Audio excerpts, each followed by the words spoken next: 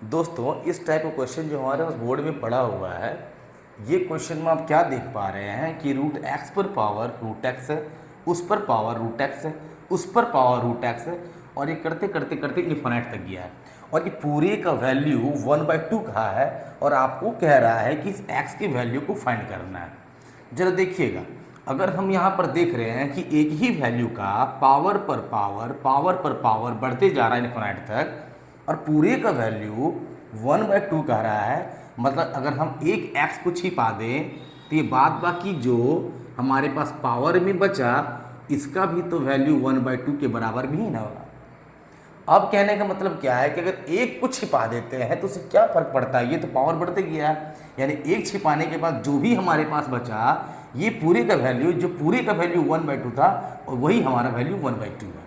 मतलब हम यहाँ लिख सकते हैं कि रूट एक्स जो ये था हमारा, इस पूरे पर पावर जो था इसका पूरा वैल्यू 1/2 है, तो लिखेंगे पावर में 1/2 और ये पूरे का वैल्यू फिर यहाँ 1/2।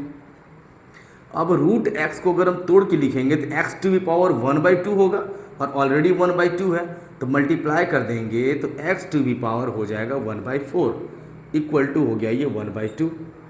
बेस हमारा यहाँ पर यहाँ हमारे पास में नीचे 4 है, यानी इसको पूरे को पावर को 1 बनाना होगा।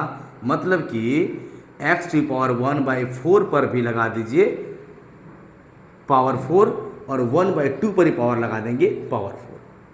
अब क्या ये 4 कैंसिल हो जाएगा तो हमारे पास बचेगा x इक्वल टू 1 को 4 बार मल्टीप्लाई करें तो भी 1 होगा, 2 को 4 बार करेंगे तो 16 होगा, यानी x का वैल्यू हो जाएगा हमारा 1/16।